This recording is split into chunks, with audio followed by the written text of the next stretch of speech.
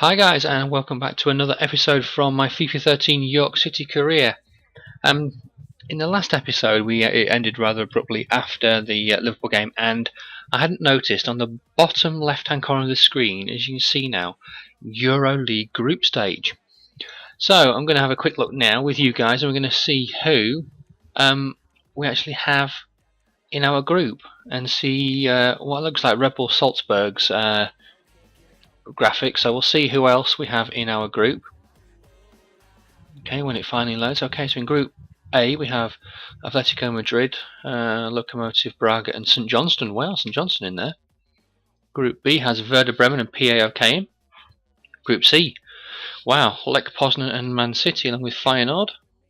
Group D is Palermo, 20, Dundee and Young Boys. Group E, here we go, York City, Stade Rennais, Red Bull Salzburg and Hearts. Wow, what a group. Group F, Newcastle, Sampdoria, Heerenveen and Luzern. Group G has Fiorentina and Villarreal in. Group H has Benfica. Wow, look at that for a group. Benfica, Spartak Moscow, Club Brugge and Rosenborg. That is a group of death, that one. Group I, then again, wow. Panathinaikos, AZ and Borussia Dortmund in Group I. Inter, Celtic and Jimmy. Wow. And Group K, PSV, Espanyol, Helsingborg, AEK Athens, PSG, Hanover, St Pat's there. So that's 3 teams from Scotland are in there as well. Wow, pretty good. I noticed a couple. I didn't see many. I thought I only saw 2 from England.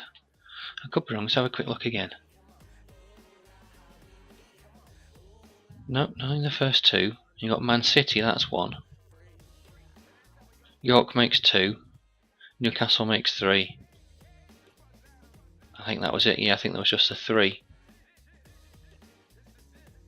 Wow, there's 4 Scottish teams. Celtic. So I wonder if obviously they didn't know the Champions League qualifiers didn't go so well for the Scottish teams and they came down that way. But wow, so there's 7, or 8 if you include St Pat's, 8 British and Irish teams in the Europa League this season. Wow. Okay. Before I was getting annoyed. On the right hand side of the screen, it was coming with assists 4, and I didn't know who it was. I figured it out just by going to the squad report. It is our top assists person is Danny Welbeck. Look at that, appearances 3, 1 goal, 4 assists, an 8.7 average rating. But we'll quickly move on. In this episode here, I am going to get these 2 international games done and then play the game against Man United. And in the following game, I will get the York City Euro League campaign off and play the game against Red Bull Salzburg. We'll move this schedule and get these 2 friendlies done and dusted as soon as we possibly can. Players leaving on international duty. Who do we have? Buenafuentes off with Spain, Welbeck and Forster with England, De Chilio with Italy, Valverde with Bolivia, Soriano and Garay with Argentina. So we have a few players off on international break. A good chunk of our players are internationals, which is great. Juan Marcos has accepted the contract. Julio Gutierrez has also accepted the contract. We will quickly see where they fit into the team. I assume it's one of these 2 that's my star player. If I can find them. Okay, here we go. Is this the guy? Juan Marcos, 57. Julio Gutierrez, 54. So they're both right midfielders. Sodslow, right midfielder. Attacking defensive work rates both low. Juan Marcos, 5-star skills. Surely he's got to be the guy. Okay, well, unfortunately, we can't let them go out on loan for now, but they will be going out on loan in the January transfer window, hopefully. We will move this schedule and get this game underway. Yeah, so hopefully we can the EA fix for FIFA 14. I wouldn't call it a bug, but the lack of loans when it comes to loaning players out. There's that many available for you to bring in on loan, but in order for you to send players out on loan, there doesn't seem to be that many offers that come in, and it can be rather annoying when you've got all your youth players that you want to get rid of, but not in a bad way. Get rid of them. Just let them go out on loan and gain first team experience, because you're never going to play them. I mean, some of these guys, if I win my first 4 Europa League games and I've already qualified, obviously 12 points, I should have already qualified. If I've already qualified, then I will play a full youth team, and I may play the game, I may simulate it. It's one of those where we'll just have to see how it all goes. Right, let's quickly check our centre backs, because they aren't looking the greatest. But wow, I have no more centre backs. This is going to be horrendous. If I get a player injured, this is going to be absolutely horrendous. Right, the bench isn't looking the greatest, but there's nothing much really we can do. We just have Antonio Valencia. Well, why aren't you in there? Right midfield. Jefferson Montero up to an 80. Wow. Can you play anywhere else? You can play Cam. You know what? We'll have you there, and I will put Valencia on the right. Where are you, Valencia? There you are. That'll do. Sod it. It's only international friendlies. But yeah, it's a bit concerning that we've got no more centre backs.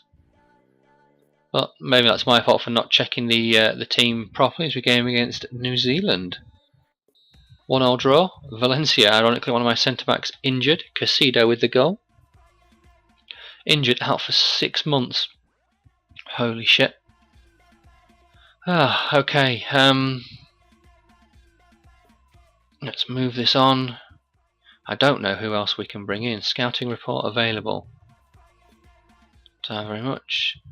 Anasti Guzman. Wow, up to we'll definitely sign you up to a 94 potential. 84.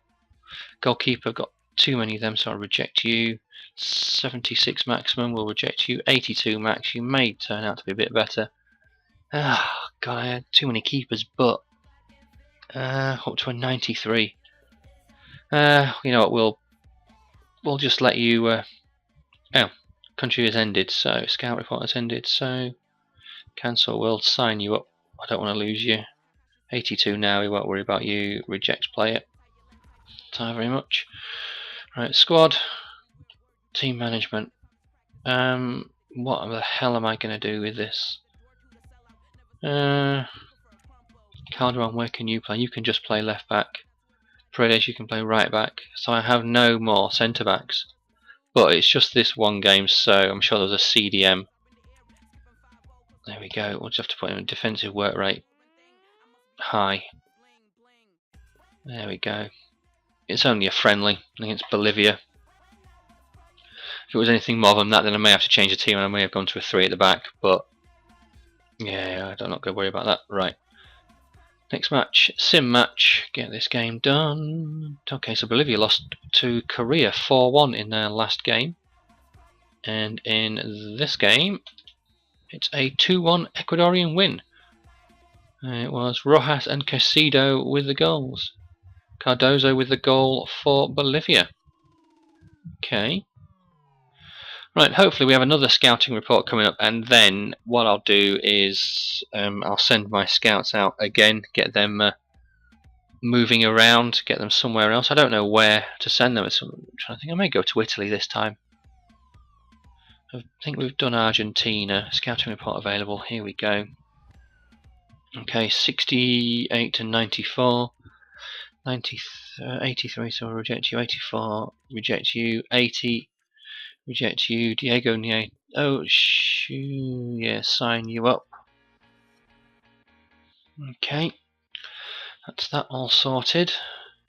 I'm fairly more I think about it now, the more Juan Marcos is my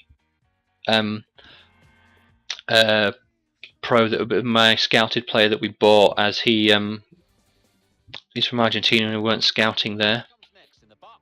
Well, we'll get these youth academy scouting network. We'll get the 2 scouts available. I don't want to buy a new scout actually. Who's available?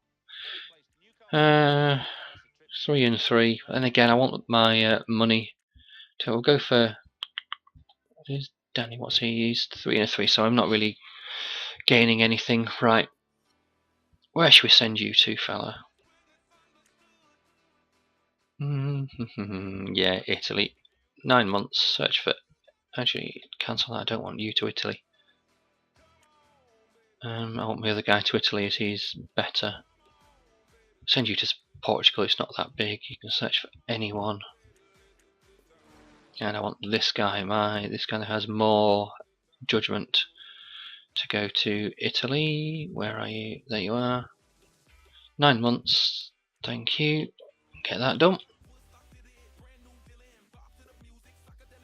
And then we will get this game against Man United underway. And Man City, it looked like, won their game, so they put the pressure back on us. We have to win this game to stay with them.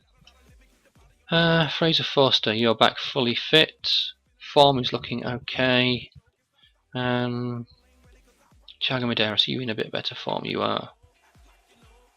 Bueno Fuentes, Nana Welbeck. Kelvin Baker. No, don't want Navas, I want Cruz there. Fabinho, Perez Alonso. Godin is really out of form. Miombe, Soriano and Son. Taylor, well, Taylor's back. I'm going to leave him out. Yeah, I think I will do for now. The team played well last.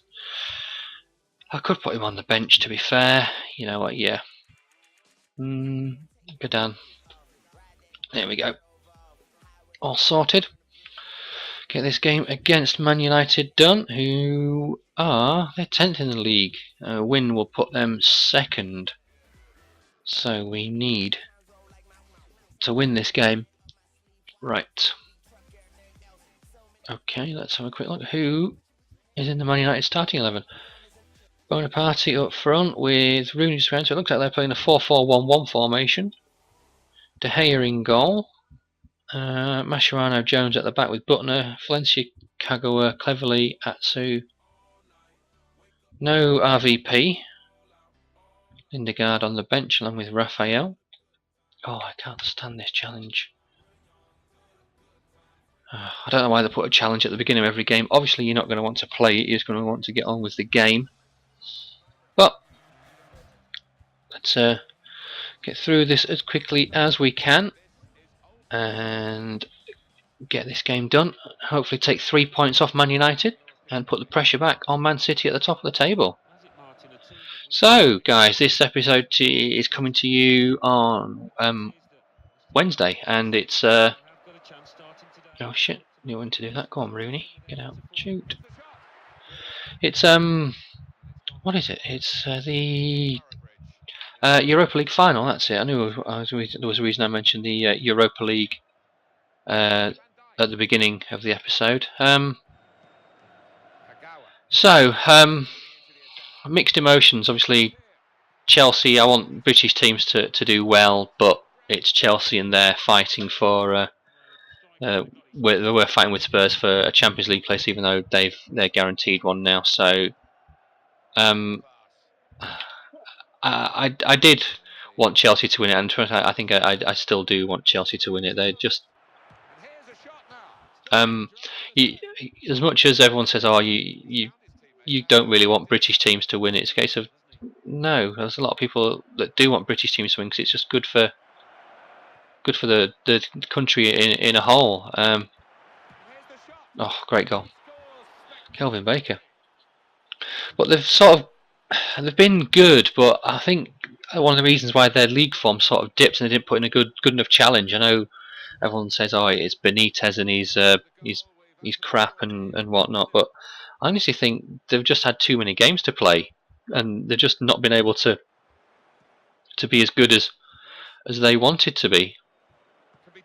There's a lot that's gone on. Obviously, no one's really got behind Benitez in terms of fans. Whereas you look at other teams around them, and they've got a lot better support. I know the support is there with the fans for Chelsea, but it's also a case of it's just not for the manager. The players are going to hear the fans booing, and they're just.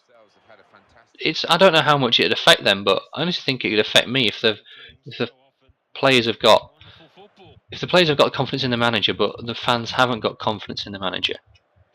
And obviously they know he's only there for a season, to the fans. So surely for one season they can just not boo him, not do what they've done with him. I think that's been the one letdown by the Chelsea fans, is how they've in the majority conducted themselves in terms of Benitez. And he's not the worst manager, but obviously he's not the greatest manager as well. You've seen how his record this season. I mean, to qualify to get Chelsea into the Champions League was always number one target for any manager. Obviously, the main target was the Premier League, but to have them in, oh shit, I thought he was going to get sent off then. To have to be in the final of a European Cup competition, yes, I know that the Champions League form wasn't the greatest, but it's one of those, if you can't quite get things right on the day, there's no real thing you can say about how or why it was all wrong. There was nothing really special about why it all went wrong. I couldn't see any reason. They just got outplayed in their games. They come up against better teams, and it got proven with how the other teams in their group have progressed in the Champions League. But I mean, they've done well considering where they were in either Europa League. To play Sparta Prague was they're a tough team to play, and to come away with a win and a draw in the two games. The fact that they didn't only conceded, oh, what a beautiful header, Lazarevic. Considering they conceded one goal in those two games against Sparta Prague, it says a lot, because they are a tough team. And then obviously the Steaua Bucharest, they won 3-2 on aggregate in that was the round of 16. So they do have the ability to score goals to Chelsea. That's fairly obvious, and that's probably a redundant statement. But they can close teams down, and they do. Oh, he's at the post. They do close teams down well, and they do shut teams out. I know they've had the defensive problems at the back. David Luiz has been outstanding for them this season. John Terry not so much with injuries and whatnot. I know he is a bit of a doubt for the final. So is Eden Hazard. He took a knock against Villa at the weekend. But I think that was the most important thing, that game, because that game gave Chelsea Champions League football next season. Beautiful goal, Danny Welbeck. So two tough games in the round of 32 and the round of 16. The quarter-final game against Rubin Kazan. Yeah, a 3-1 win and a 3-2 loss. Obviously went through 5-4 in aggregate. It was there was always going to be tough against Rubin Kazan. They are a good team, especially anyone going to Russia and Eastern Europe is always going to find it tough. Obviously, Chelsea have had to do it the hard way with Prague, Bucharest, and then Rubin Kazan. Their three away games have all been tough away games, and then Bâle obviously beat Spurs on penalties to go through to the semis, and then Chelsea destroyed them. Chelsea did what Spurs couldn't do, and fair play to them. They showed Spurs how to play against Bâle, and it was there were two good legs was the semi-final, and fair play to Chelsea. They deserve their spot in the final. Benfica have been amazing. Save it, thank God for that. That game, that home game against Fenerbahce, obviously trailing 1-0 from the first leg, and then coming back to win it, to win the second leg 3-1. Yeah, it was 3-1. Was fucking hell, Bonaparty. But yeah, that game against Fenerbahce, that second leg was an amazing game. I've watched that one more than the Chelsea game because I thoroughly enjoyed. Oh, what the hell! That was a pass to no one. I thoroughly enjoyed that game. And I thought Oscar Cardozo was absolutely amazing in that game. His 2 goals were absolutely fantastic, and he's the one player that Chelsea really do need to shut down if they have a chance of winning the Europa League. It's a tough game to call. Obviously, Benfica going to Fenerbahce in the semi-final and losing that game 1-0 that's nothing to be ashamed of. Anyone going to Fenerbahce and only losing 1-0 is potentially a good result. Gone through. Shit. So yeah, sorry. Yeah, anyone going to Fenerbahce and only losing 1-0 is, for me, that is a good result. It's a very hostile environment. There's a lot of players wouldn't like going there. All Fenerbahce, Galatasaray, Besiktas, all those sort of teams, they're all renowned for, when you go there, it's a tough place to go and play. The crowd, the atmosphere, it's bordering on war and violence half the time. And make a couple of quick substitutions, and then I'll get back to talking about the Europa League final. Right, let's have a quick look. Welbeck, yeah, we'll take you off. We'll bring Son on. Miombe, I'll give you a game. I'll take Baker off and Canteros, bring you off, and Taylor on. So yeah, that second leg was an amazing game for Benfica, and I am struggling to pick a winner out of the two. My heart says Benfica, but my head saying I've got to root for the English team. It's going to help the UEFA coefficients for England if the more teams we've got progressing further in big competitions. Oh shit! Should have passed that sooner. I can see it being a high-scoring game. I can potentially see it going to extra time, maybe a 1-1 going into extra time. I don't think I can potentially see it going to penalties, but I can definitely see it going to extra time. Both sides blanking each other. Obviously, both teams won their second leg at home 3-1. Chelsea to beat Bâle 3-1 at home. Benfica beat Fenerbahce 3-1 at home. It's a tough game to call, and I'm wary to stick my neck out and call anything. But on the other hand, I'm really looking forward to it. I think it's definitely a must-watch game, but it's one of those where I really want to say Benfica, because I'd love them to win, but yeah, you know what, I think Benfica are going to do it. I think a lot of it will depend on the John Terry and more Eden Hazard injury news for Chelsea. If they're fit, or if just one of them more Hazard, if he's fit, then that's better for Chelsea. Obviously, a lot of it's going to come down to the starting 11. Who's going to be up front for Chelsea? Is it going to be Torres? Is it going to be Barr? Is it going to be the pair of them? I think a lot of that may depend on if Hazard is fit. There may also be some of it dependent on who plays in midfield. I think Lampard's vital to the team, especially midfield. Not so much John Terry, because obviously you've got David Luiz and you've got Cahill who can play at the centre backs. You've got Ivanovic right back. You've got shit. Oh crap! Is that a penalty? No. Good save. Yeah, you've got Ivanovic right back, Cole left back, and Luiz and Cahill at the centre back position. So Chelsea are sorted at the back, whereas I think Benfica may struggle a little to cope with Hazard, Mata, Torres, potentially Barr as well. He's got potential to be a match winner. I am erring towards Benfica, just But it's one of those. It could go anyway. Could that game? And I just think it's going to be very entertaining, a very classy game. Okay, guys. So 3-2 win against Man United.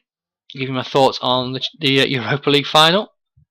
And we'll call it a day there. Hope you've enjoyed this episode, and I'll be back with you tomorrow for another episode from the FIFA 13 career with York City.